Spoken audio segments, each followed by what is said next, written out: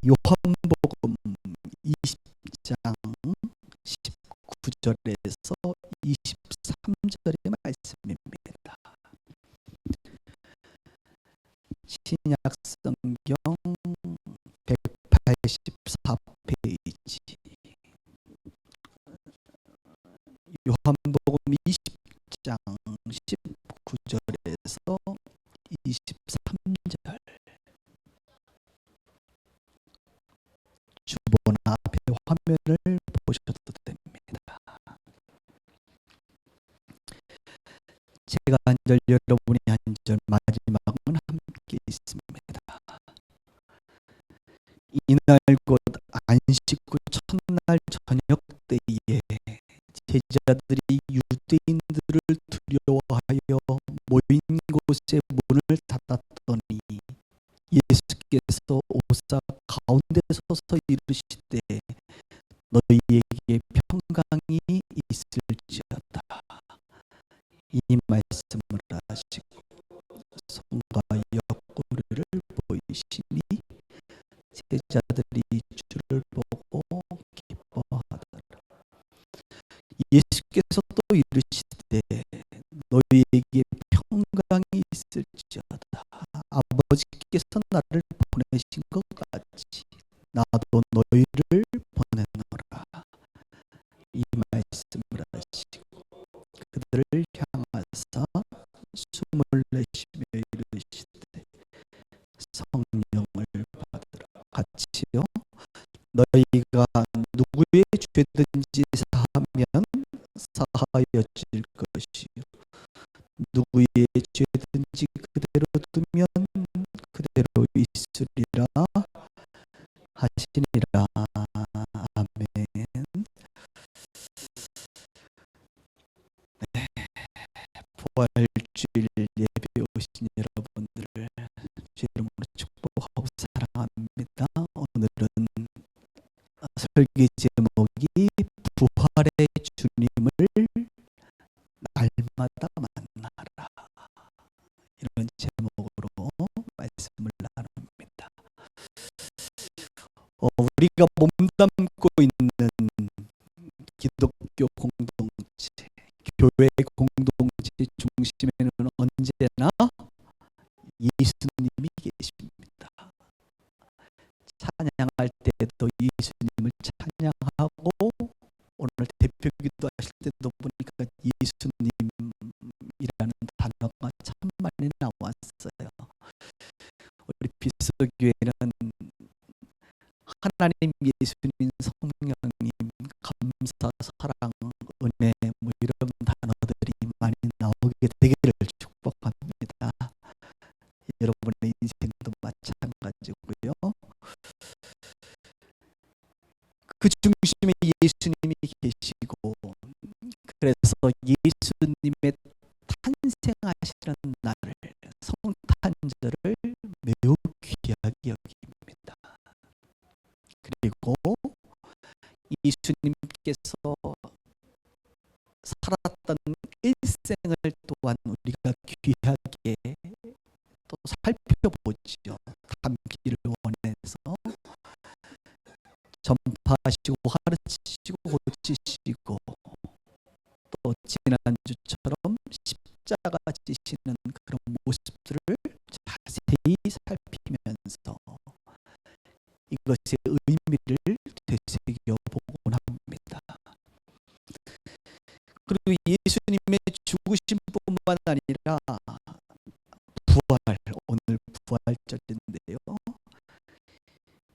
이 기독교 공동체의 가장 큰 축제일은 사실은 성탄절도 중요하지만 부활절이라고 말할 수가 있습니다. 하늘 보좌를 버리시고 이 땅에 내려오신 예수님의 탄생은 너무나도 귀한 또 감사한 일입니다. 그러나 십자가에 죽으시고 부활하심으로 참 구주가 되신 그 예수님의 모습을 생각할 때 얼마나 기쁘고 감사한지 몰라요. 그런 면에서 세상 사람들은 크리스마스, 성탄절은 함께 좀 보내기도 합니다만 이 부활절은 온전히 그리스도인들만을 위한 축제의 시간이다, 이렇게 말할 수가 있는 것이죠. 지난 시간 우리는 고난주간 특별 새벽 기도를 했습니다. 그리고 성찬식을 거행했습니다. 예수님의 십자가 사건을 깊이 묵상했습니다. 저는 잘 알고 있는 말씀이지만 지난 주간 고난 주간을 보내면서 가장 기억에 남는 예수님의 그 말씀이 있어서 여러분들과 좀 잠깐 나누고 싶어요. 예수님께서 기도하시고 붙잡히시고 신문 당하실 때에 특별히 대제사장 가야바에게 신문을 이제 받으십니다. 대제사장 가야바는 그 당시 유대 공동체의 최고 권력자이고, 그리고 공식적인 질문과 답변이 오가는, 마치 법원으로 따지면 대법관 앞에서 많은 사람들이 지켜보고 있는 그 자리에서 질문을 하게 되는 것입니다. 대제사장 가야바만 있는 것이 아니라 그 주변에는 수많은 사람들이 그 질문이 어떤 질문이고 어떤 대답이 나오는지를 귀 기울이고 증인들이 서 있었습니다. 그때 대제사장은 이렇게 질문합니다. 예수님을 향하여, 네가 하나님의 아들 그리스도인지 우리에게 말하라. 무슨 말이죠?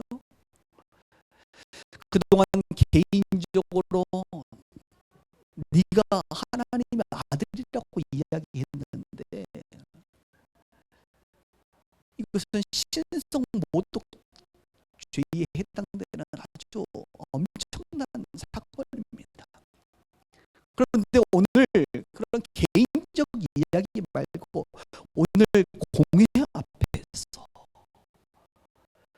네가 정말로 하나님의 아들, 그 구원자, 메시아 그리스도인지 한번 말해봐라,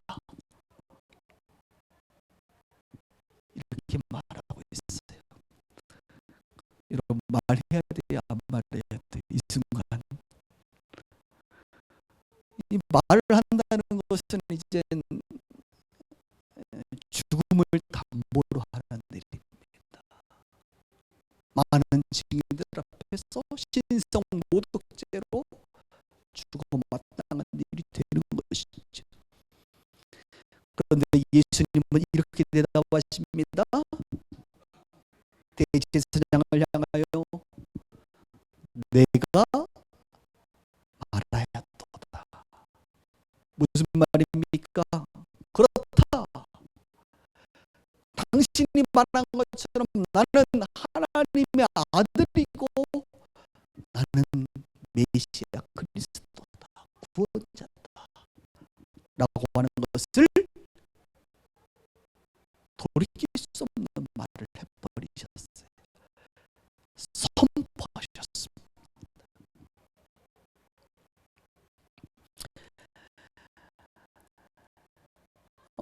이 말씀만 하지 않으셨어도 예수님은 십자가를 안 지셨을지 모르겠습니다. 이 말씀만 하지 않으시고 그냥 침묵하셨으면 어쩌면 십자가에 죽지 않았을 수도 있겠습니다. 그런데 예수님은 자신이 어떤 분인지를 모든 사람 앞에서 공식적인 자리에서 선포해 버리십니다. 그것도 자신의 목숨을 담보로 합니다. 여러분, 거짓말이라고 한다면, 예수님이 그리스도 하나님의 아들이 아니라고 한다면, 이런 엄청난 거짓말을 자신의 목숨을 담보로 이야기할 사람이 있겠어요?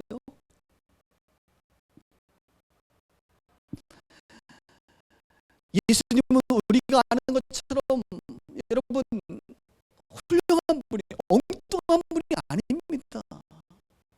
아무리 엉뚱한 사람도 이런 자신의 목숨을 담보로 이런 어리석은 말을 하겠습니까? 예수님은 거짓말장이도 아니고 엉뚱한 사람도 아니고 어리석은 분도 아닙니다. 그분은 정말로 자신이 말하는 것처럼 자신의 목숨의 대가를 치르더라도 내가 하나님께서 보내신 하나님의 아들이다라고 하는 그 사실을 공포하십니다. 사람들이 놀래지. 그리고 예수님은 그것에서 마치는 것이 아니라 자신의 존재를 또 드러내십니다. 두 가지를 더 말씀하시는데 이렇게 말씀하시죠. 이후에 내가 권능의 우편에 앉아있는 것을 보리라. 무슨 말입니까?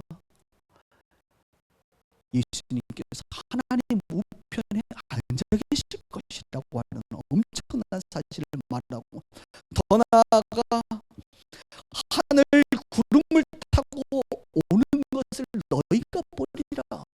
예수님이 재림하는 것을 말씀하세요. 그 주변에 있는 사람들이 얼마나 충격을 받았겠어요. 그렇습니다. 예수님의 십자가 사건과 예수님의 존재는 인간들에게 충격적인 사건인 거예요. 충격적인 사건. 그런데 여러분, 예수님께서 승천하셔서 하나님 보좌 우편에 앉아 계시고 재림하시기 전에 반드시 있어야 될 사건이 있는데, 그것이 바로 무엇이냐면 부활입니다. 십자가에 죽으시고 부활해야만, 살아나셔야만 하나님 우편에 가서 계실 수도 있고 다시 오실 수도 있는 거지요. 예수님의 부활이 없이는 이것이 불가능한 일입니다. 저는 오늘 말씀을 통하여 예수님이 부활하셨다라고 하는 이 사실, 2000년 전, 정확히 얘기하면 1985년 전, AD 30년, 예수님께서 부활하신 그 사건, 그 증거와 그 실체를 성경이 담아내고 있는데, 성경을 통하여 우리 또한 다시 한번 상기해 보고자 합니다. 사랑하는 여러분, 예수님은 부활하셨어요. 결론부터 얘기하면 아멘이 없지요. 큰일 났네요. 우리 예수님은 부활하셨습니다. 약속대로 승천하셨습니다. 지금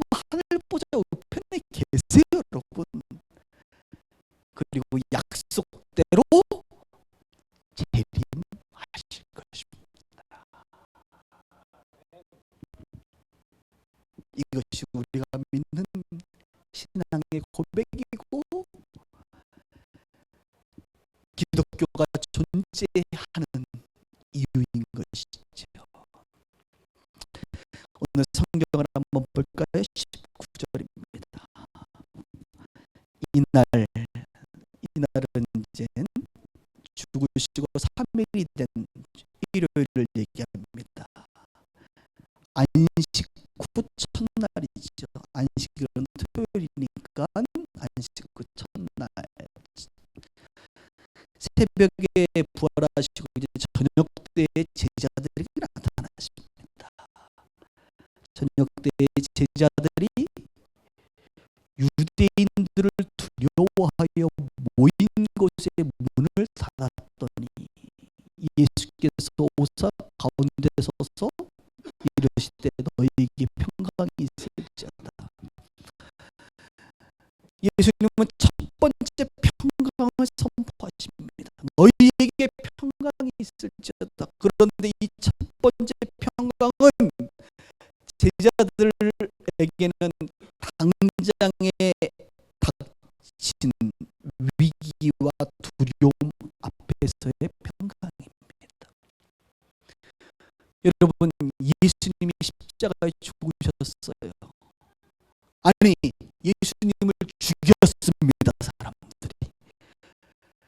그를 따르는 제자들 또한 두렵지 않겠습니까? 그들이 모였습니다.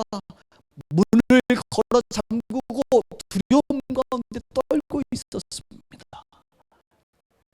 그런데 예수님이요 부활하셨어.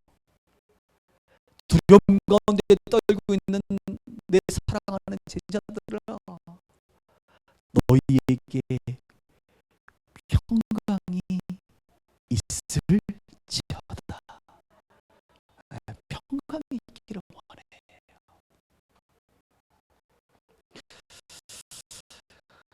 여러분의 당장에 닥쳐 있는 문제들이 있죠. 내일 다리 수술하시는 분도 계시고 여러 가지 먹고 사는 문제도 어렵고 우리 안에 당장의 문제들이 많습니다. 마치 제자들처럼 문을 걸어 잠그고 마음의 문을 걸어 잠그고 관계의 문을 걸어 잠그고 혼자 두려워서 걱정하시는 많은 사람들이 있습니다. 오늘 부활주를 맞이해서 예수님께서 여러분들에게 선포하는 것은 무엇입니까? 당장의 여러분의 문제들 가운데 평강이 있을지어다. 이것을 선포하시는 것입니다. 그리고 우리 20절에 볼까요? 이 말씀을 하시고 손과 옆구리를 보이시며 제자들의 주를 보고 기뻐하더라. 여러분, 예수님의 손을 보니까 십자가에 못 박힌 손입니다. 옆구리를 보니까 창자국이 있는 그 옆구리예요. 제자들은 누군가 했더니 보니까 아하, 그 예수님이시구나. 예수님 죽었는데 살아나셨어. 우리가 환영을 본 건 아닌가? 이렇게 생각할 수 있겠죠. 그런데 그게 아닙니다. 봐라, 손 봐라, 옆구리 봐라, 만져봐라. 함께 식사도 하시고 사람들이 생각하지 못한 전혀 새로운 모습으로 예수님은 부활하셨어요. 그 모습을 본 제자들은 충격과 함께 기쁜 겁니다. 기쁜 거예요. 계속해서 21절은 말합니다. 예수께서 또 이르시되 두 번째 평강을 선포하십니다. 너희에게 평강이 아버지께서 나를 보내신 것 같이 나도 너희를 보내노라. 두 번째 평강은 당장에 닥친 문제들 앞에서의 평강이 아니라 인생의 근원적인 평강을 말합니다. 그리고 너희가 평생 살아야 될, 마치 아버지께서 나를 이 땅에 보내서 내가 이렇게 살았던 것처럼 나도 너희를 보낸다. 이제 어디로? 세상 가운데. 이 세상 가운데 평생을 살아가는 동안 때로는 죽음의 위험이 있다 할지라도 너희에게 평강이 있을지어다.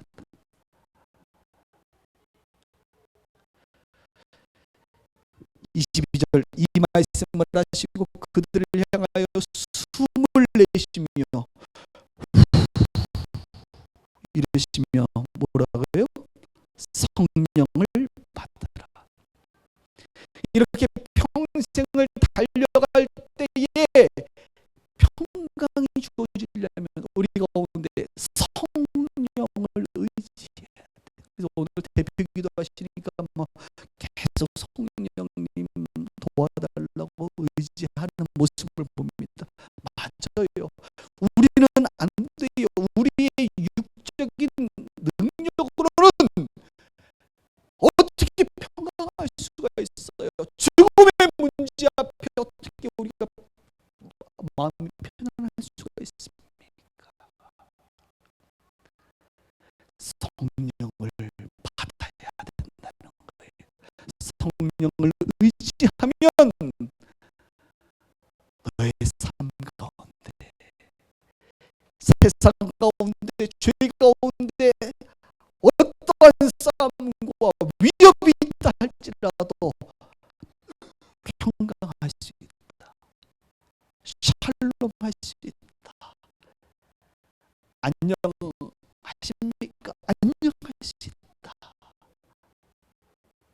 이렇게 말하고 있는 것이 23절 너희가 누구의 죄든지 사하면 사하여질 것이요 누구의 죄든지 그대로 두면 그대로 있으리라. 우리가 복음을 전하고 주 예수를 영접시키면서 죄를 사하는 권세들이 우리 가운데 있습니다. 오늘도 세례를 통하여 이런 일들을 보게 될 것입니다. 사랑하는 여러분, 오늘 여러분들은 예배 나오실 때 평강하십니까? 오늘 부활절이라고 하는데 여전히 당장에 내 앞에 닥쳐있는 문제들 앞에 여러분 불안해하며 떨고 있지는 않습니까? 오늘 예수님은 여러분들에게 다시 한번 선포합니다. 너희에게 평강이 있을지어다. 왜요? 모든 문제를 능히 해결할 수 있는 분이 누구십니까? 예수님이세요. 여러분이 지금 갖고 있는 그 문제들 말이죠. 그 문제를 해결할 수 있는 분이 누구시라고요?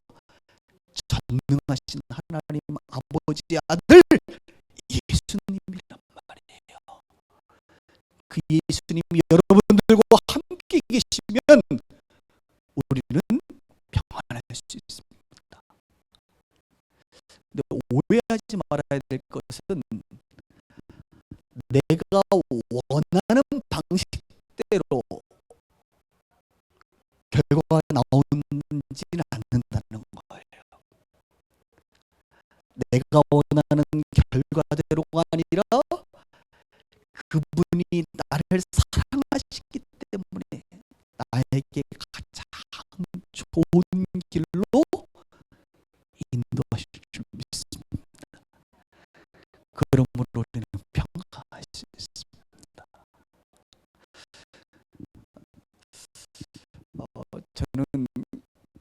우리 교회 현수막 있잖아요. 가끔 이런 현수막을 한번 문구를 쓰고 싶은 유혹이 생겨요. 모든 문제 해결해 드립니다.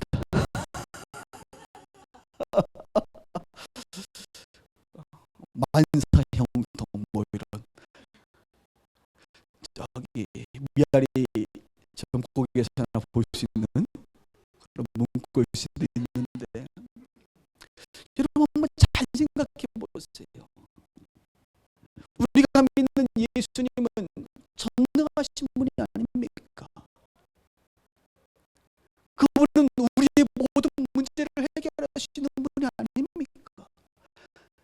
성경에도 보면 예수님은 병자들을 고치고 귀신을 쫓아내고 죽은 자를 살리고 고통받는 자들을 회복시키는 것을 봐요. 근데 모든 문제를 해결하시긴 하시는데 내가 원하는 방식대로가 아니라 그분의 방식대로,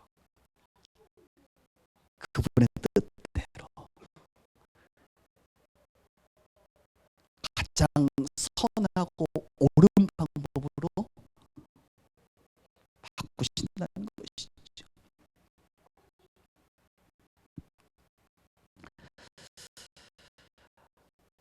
그러므로 사랑하는 여러분, 당장의 문제 앞에 평안하시길 주의 이름으로 축복합니다. 그리고 인생의 근원적인 문제 앞에, 평생 우리가 감당해야 될 사명 앞에 평안하시길 바랍니다. 세상은 여러분 오늘 이 죽음에 대한 개념을 여러분이 바꾸셔야 돼요. 세상은 우리의 육체의 생명이 다하면 모든 불이 꺼지듯이 오프되고 클로징 되는 줄 알아요. 그 이후에는 아무것도 없는 줄 압니다. 그냥 모든 것이 멈춰버린 듯한 암흑 가운데 있다고 생각하는 게 세상입니다. 그러므로 세상은 영원한 것에 대한 소망이 없기 때문에 오직 이 땅의 삶만을 갈망하고 즐기길 원하고 행복하길 원해요. 그래서 우리가 그토록 좋아하는 돈이라고 하는 것, 여러분 왜 이렇게 돈을 벌려고 그러죠? 이 땅의 삶을 잘 살려고. 왜 이렇게 건강하려고 그러죠? 이 땅의 삶을 잘 살려고.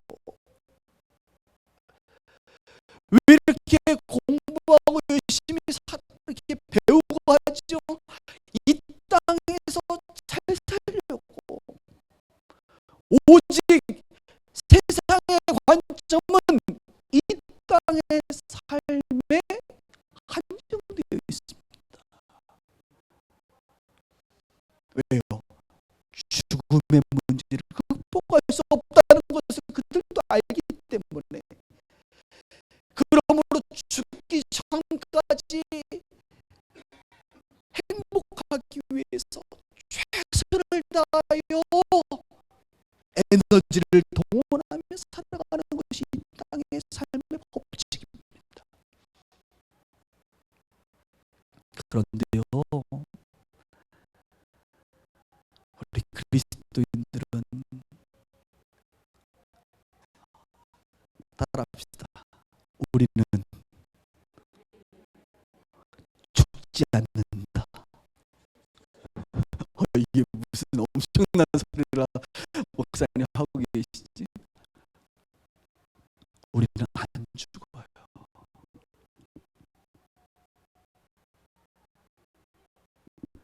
예수 안 믿는 사람도 죽는 것 같지만 안 죽어요, 여러분. 죽음 이후에는 심판이 있고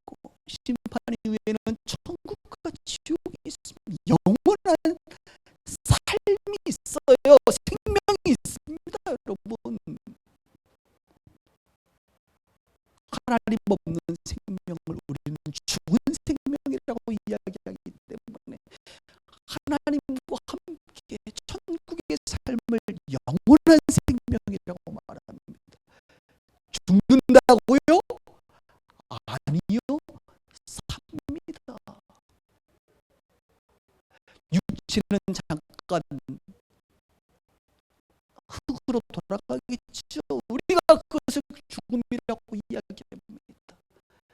끝이 아니에요. 영원한 생명이 있다는 것을 성경은 말합니다. 제 말이 아니에요. 예수님 말씀 그래요. 요한복음 11장 25절에 보면 예수님이 이런 말씀을 하십니다. 나는 부활이요 생명이니 나를 믿는 자는 죽어도 살겠고 무릇 살아서 나를 믿는 자는 영원히 죽지 아니하리라. 우리 예수님이 뭐라고 얘기합니까? 너희가 죽는다는 것, 죽어도 산다. 나 예수를 믿으면 영원히 죽지 않는다. 이 말씀하시는 거예요 지금. 그러므로 좀 과격한 표현으로 우리는 안 죽는다, 이 말이 틀린 말은 아니라 이것입니다.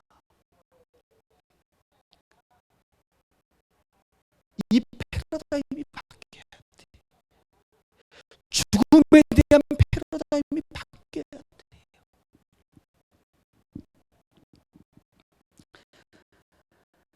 예수님이 첫 열매가 되셨지 않습니까? 예수님께서 부활하신 것을 우리가 보아하지 않습니까? 육체로 오셨지만 예수님 죽었지만 살아나셨단 말입니다. 그렇다고 한다면 저와 여러분도 죽지만 죽은 게 아니란 말입니다. 살아난다는 거예요. 이것을 비기독교인들, 예수를 믿지 않는 자들은 도저히 받아들일 수가 없는 것입니다. 영적인 세계를 도대체 받아들일 수가 없는 법이지요. 그러므로 그들은 죽으면 끝이다라고 말합니다. 그런데 예수님은 끝이 아니라고 말합니다.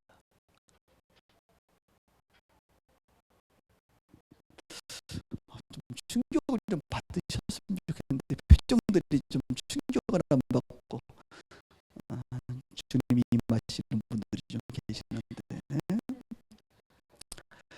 여러분, 그래서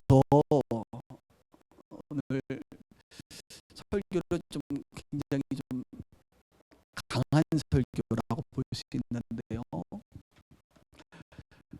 원래 복음은 우리를 굉장히 힘들게 해요, 여러분.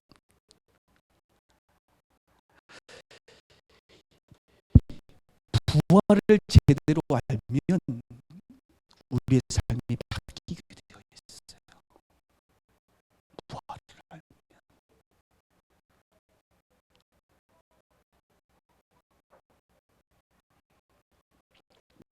베드로 알죠? 베드로가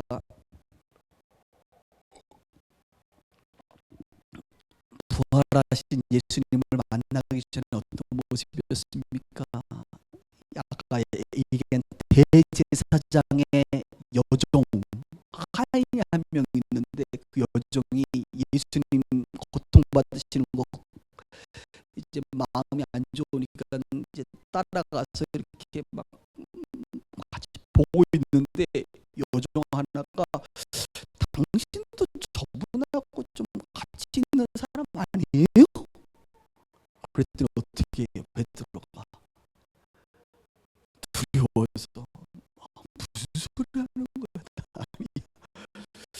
당신 사람 아니야? 말투가 보니까 갈릴리 방언인데. 아니야, 나 저 사람 몰라. 아유, 저런 사람 나 몰라. 아이, 맞는 것 같은데. 저주하며 예수를 부인합니다. 누구의 말에? 대제사장의 젊은 여종의 말에. 뭐가 그렇게 두려워서 예수를 부인해요. 그런데 여러분, 사도행전 넘어가면 누구를 만나는지 아십니까? 대제사장과 공의회 앞에서 대제사장이 이렇게 말합니다. 베드로, 예수의 이름으로 앞으로 말하지도 말고 가르치지도 말라. 당신 그러면 당신의 보스 예수처럼 죽일 거야. 뭐 이런 압력이 있죠. 그럼 베드로가 아까는 대제사장의 여종의 말에도 그렇게 두려워 떨었다고 한다면, 제사장이 대놓고 얘기하면 여러분 이거는 기겁해서 그냥 한 10번 부인하고 도망갈 뻔해요. 근데 뭐라고 얘기하는지 아십니까? 이렇게 말합니다. 대제사장 앞에서 딱 눈을 쳐다보면서 웃으면서 얘기했을 것 같았죠. 하나님 앞에서 너희의 말을 듣는 것이 하나님의 말씀을 듣는 것보다 옳은가 판단해봐라. 우리는 보고 들은 것을 말하지 않을 수 없다 라고 말합니다. 무엇이 베드로를 이렇게 바꿨을까요? 대제사장의 여종의 말에도 예수를 부인하고 죽음을 두려워했던 그가 제사장과 많은 공의 앞에서 내가 당신 말 듣는 게 맞아, 하나님 말 듣는 게 맞아, 나는 당신의 말 들을 수 없어, 죽이려면 죽여봐. 왜 이렇게 바뀌었습니까? 부활하신 예수님을 만났기 때문이에요, 여러분. 예수님이 죽은 줄 알았고, 인생의 생명은 여기서 끝나는 것이구나, 피를 흘리면 죽는 것이구나 알았는데, 베드로는 패러다임이 바뀐 거예요. 죽은 예수가 살아났단 말이에요. 지금 내 앞에 왔단 말입니다. 확인했단 말입니다. 사람이 죽는 줄만 알았는데 사는구나. 죽음이 다가 아니라 부활이 있구나, 이 사실을 알아버린 거예요. 그 베드로는 죽음 앞에서 더 이상 두려워하지 않습니다. 두려워하지 않아요. 베드로만 그런 게 아닙니다. 도마라고 하는 사람은 별명이 의심 많은 도마. 의심이 많은 말. 오늘 계신 분들도 의심 많은 분들 계세요.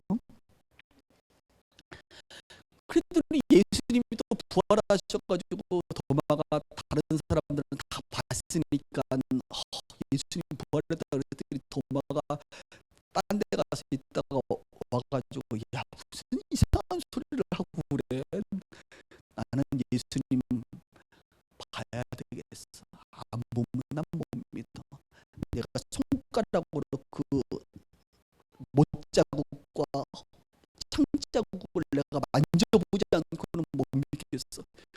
와, 이렇게 강하게 나와. 우리 예수님이 또 갑자기 나타나셨어요. 부활하신 예수님이 도마에게 나타나서 도마야 여기 봐 손. 자, 십자가. 나 허리 여기 창자고 올라와 손 좀 넣어봐봐. 그때 도마가 꼬꾸라지는 거예요. 주님 나의 주 나의 하나님이시여. 그리고 죽음을 두려워하니 죽음의 패러다임이 바뀐 도마는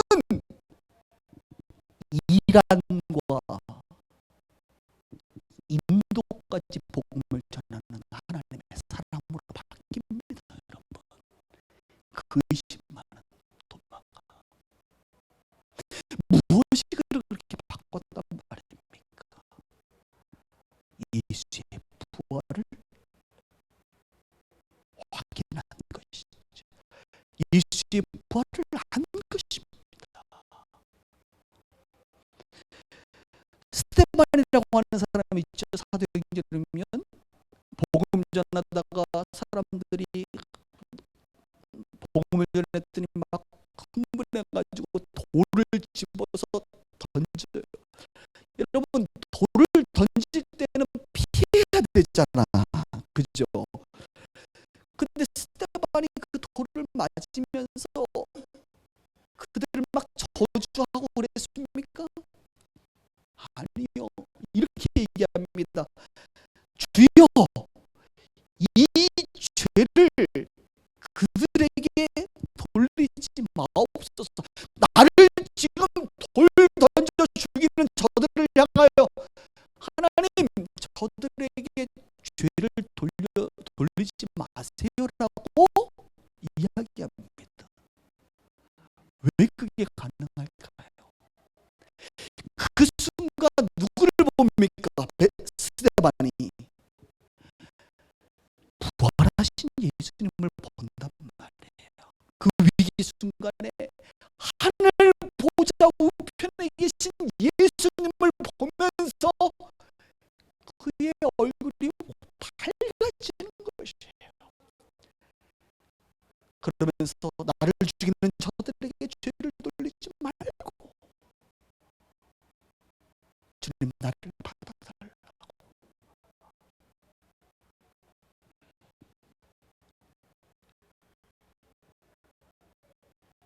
부활하신 예수님을 만나면 이런 일이 벌어지는 것이에요. 돌에 맞아 죽는다. 죽음이 다가 아니라는 걸 알게 되는 것이에요. 이런 바울이라고 있잖아요. 바울. 오늘 제가 2명 더 얘기할 텐데, 바울이 그 스테반 죽이는데 딱 보스 역할을 했잖아요. 근데 한 번은 바울이 다메섹 도상을 가는데 이제는 우리 예수님이 바울에게 나타나 버렸어요. 여러분, 사울아 사울아 바울아, 네가 어찌하여 나를 핍박하느냐. 그랬더니 바울이 당신 누굽니까? 네가 핍박하는 예수다. 죽었는데 살아났단 말이에요. 예수님이 살아서 바울에게 나타나서 네가 핍박하는 예수야 내가. 그때 인생이 뒤집어지는 거예요. 내가 지금 잘못하고 있구나. 내가 하나님을 섬긴다고 하면서 이 구약의 하나님의 말씀을 잘못 알고 있었구나. 회개하고 돌이키고 부활하신 예수님을 만나고, 그리고 한 번 만나는 게 아니라 계속 만납니다. 여러분, 고린도에서 힘들 때 예수님의 음성을 듣고 회복하고, 드로아에서 어디로 갈지 모를 때 예수님께서 주신 환상을 보고 따라가고, 평생을 부활하신 예수님과 교제하며 살아갔다가 인생을 마치는 게 바로 바울이었어요, 여러분. 그뿐만 아닙니다. 마지막으로 요한계시록을 썼던 사도 요한은 나이가 거의 90세가 되었을 때에 반모섬에 유배로 끌려가지 않습니까? 유배로 끌려갔던 그가 누구를 만납니까? 성령의 감동을 따라 부활하신 예수님을 보게 되는 것이에요. 교회를 거두시는 예수님의 모습을 봅니다. 근데 이 요한은 예수님만 보는 게 아니에요. 천국을 봐버리잖아요. 요한계시록에 보면 천국에 있는 하나님을 보고, 물론 영으로 보는 것입니다만, 마귀와 사단의 정체를 알게 되고, 새 하늘과 새 땅, 신천지였지. 좋은 말은 다 가져가가지고 이놈들이. 하여튼 우리 주님께서 천국을 보여주죠. 재림하실 것을 보여주세요.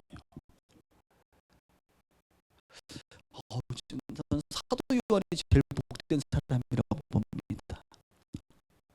왜냐하면 이렇게 생각했어요. 저는 예수님이 십자가에 죽으실 때 제자 중에 누구만 남았어요? 그 십자가 밑에 사도 요한만. 마리와 어머니 마리아와 여자들이 있었는데, 예수님이 돌아가실 때 요한을 보고 다른 애들은 다 없어. 다른 제자들 다 없는데 요한에게 이렇게 얘기합니다. 요한, 마리아는 이제는 네 어머니겠다. 네가 잘 보시라. 그랬더니 그 이후로 요한이 마리아를 모시고 평생을 살았는데, 90세까지 살았으면 마리아 돌아가실 때까지 잘 모셨어요. 성경에 그런 말이 있죠. 내 부모를 공경하라. 이는 네가 땅에서 잘되고 장수하리라. 저는 그래서 사도 요한의 장수의 비결이 마리아를 잘 모신 것이 아닌가라고 추측해 봅니다. 어쨌든 사도 요한은 이런 놀라운 부활하신 예수님과 다시 오실 예수님을 봤어요.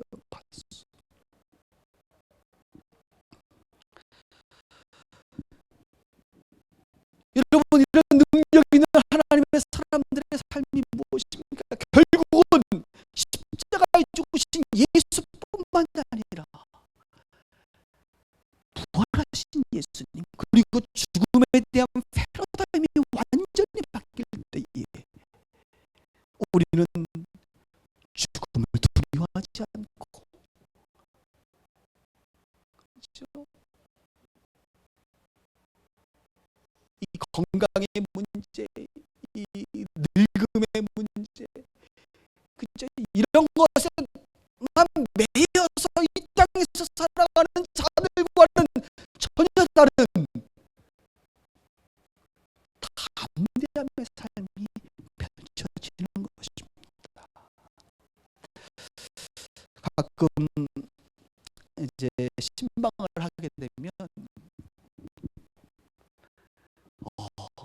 제가 부활하신 예수님을 만났다라고 하시는 분들이 몇 분 계세요. 물론 여러분들 다 만나셨겠지만 좀 진하게 만나신 분들이 있습니다. 고정희 집사님 저번에 신방 갔더니 그러더라고. 목사님, 제가 예수님을 만났다고. 그래서 내가 예수님이 어떤 옷을 입고 있던가 이제 확인 좀 해야지 브랜드가 어떤 브랜드인지.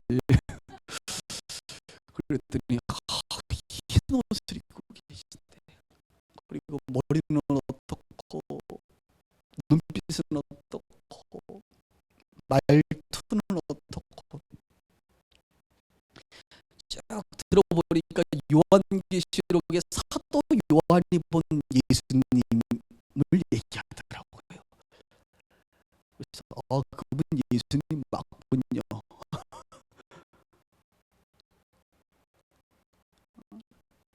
그렇죠? 그랬죠? 네. 자기가 예수님을, 부활하신 예수님을 만나고 또 기도할 때마다 예수님을 만납니다. 여러분, 이게 희한 아닙니까? 충격적인 얘기입니다. 이게 정상이에요.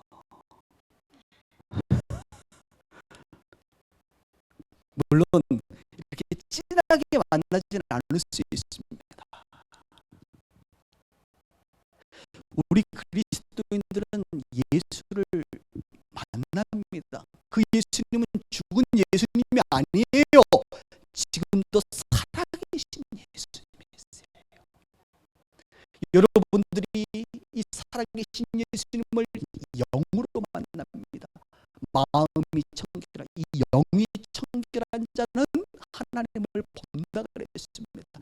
하나님과 예수님과 성령님을 우리는 종합적으로 느낄 수 있어요. 본다는 게 다른 게 아니라 느끼고 들을 수 있고, 귀로 듣는 게 아니라 마음으로 들을 수 있고 경험할 수 있습니다. 여러분들이 하나님의 말씀을 들을 때 예수님의 음성을 들을 수 있습니다. 여러분들이 기도하실 때 주님의 음성을 들을 수 있습니다. 그 주님은 누굽니까? 살아계신, 부활하신 예수님이세요. 우리 고정희 집사님만 그런 게 아니에요. 저도 매일 그 예수님을 봅니다, 여러분. 여러분을 보는 것처럼 시퍼렇게 눈을 뜨고 보는 것이 아니라 눈을 감고 그분께 나아가 기도할 때마다 그분의 음성을 듣고 그분의 마음을 알고 그분과 대화한단 말이에요. 이 엄청난 충격적인 사건이 기독교 공동체 안에 있는 것입니다. 그래서 기독교 공동체는 그 어떤 논리와 학식으로 부인하고 하라고 얘기해도 지금도 수많은 IS로 말미암아 사람들이 죽어나가는 일이 있어도 예수를 부인하지 않는 이유가 무엇입니까? 실제이기 때문에 그래요. 부활하신 예수님을 만나고 사니까 저에게 칼을 들이밀고 예수 부인할래? 죽을래? 죽지. 왜요? 그런 경험이 없어서 좀 두렵긴 하겠습니다. 죽지요. 성령 충만하면. 왜요? 죽는 게 다가 아니고 내가 예수님을 날마다 만나는데 어떻게 예수님이 없다고 말하냐 말이죠. 그동안 내가 만난 예수님은 그럼 예수님이 아니고 누구시죠 도대체? 여러분들이 만나는 그 예수님은 예수님이 아니고 누구십니까? 부활하신 예수님이죠. 그러므로 기독교 공동체는 모든 성도들은 날마다 예수님을 만나고 그분과 동행하며 살아가는 법입니다. 믿으십니까? 제 얘기가 지금 이해가 안 되시면 여러분들의 이 십자가와 부활의 복음은 머릿속에만 있지 가슴으로 내려오지 않는다는 이야기예요. 느껴지지 않는다는 거예요. 머리에서 가슴 사이가 상당히 몇 뼘 안 되는데 어떤 분에게는 30년이 지나도록 내려오지 않는 경우가 있습니다. 우리 빗속에 오시면 머릿속에 있는 십자가와 부활의 사건이 여러분의 가슴에 내려와서 가슴이 뛰기를 바랍니다. 가슴이 뛰면 움직이지 않고는 견딜 수 없는 법이에요. 그런 법인데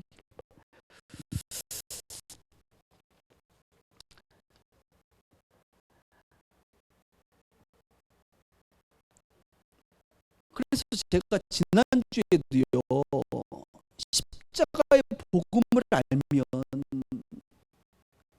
여러분 예수님이 나를 위하여 대신 죽어주셨다라고 하는 이 사건, 나를 그래서 살렸다라고 하는 이 사건을 우리가 정말 안다면 예수님이 부르실 때의 제자의 삶을 살지 않을 수 없다. 저는 예수님의 제자로 살지 않는 사람들을 이해할 수가 없다라고 잠깐 이야기했습니다. 기억나세요? 근데 오늘은 더 충격적이죠. 부활하신 예수님을 봤는데 우리가 제자들처럼 부활하신 예수님을 날마다 만나고 경험하는데 어떻게 그분을 전하지 않을 수 있고 어떻게 그분을 모른 척할 수가 있냐 말이에요. 그분과 함께 살아야지. 그분이 말씀하실 때 그분의 말씀을 따라 내가 나아가지 못할 이유가 무엇이란 말입니까? 너무나도 확실하지 않습니까?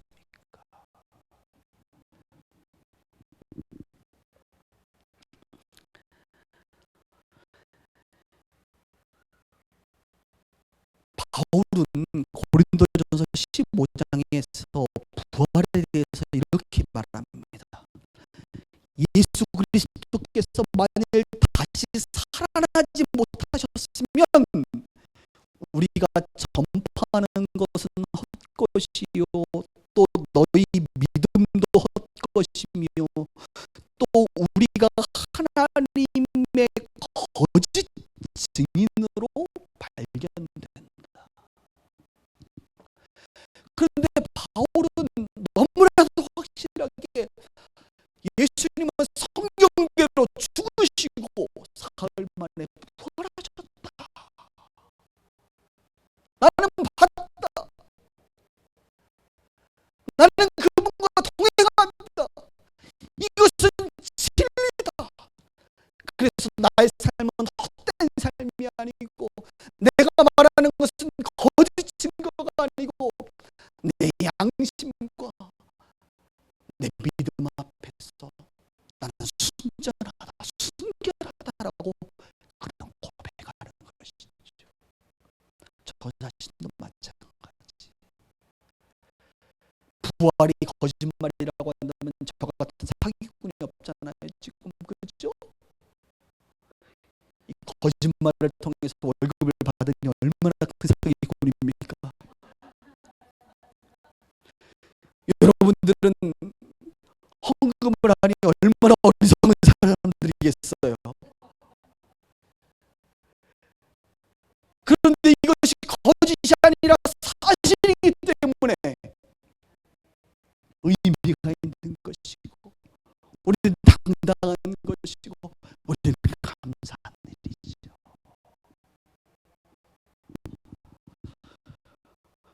오늘 왜 이렇게 뜨거워지죠? 제가 나 혼자 오늘 뜨거운 것 같아.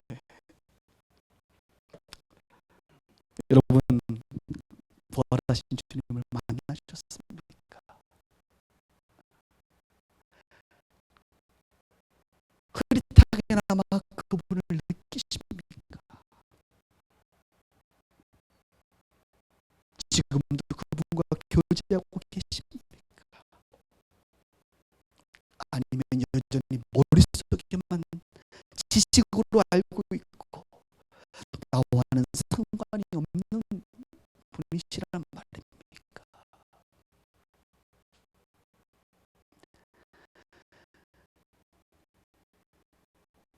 저는 우리 빛과 소금의 교회 모든 식구들이 십자가와 부활 앞에 가슴 뛰기를 원합니다.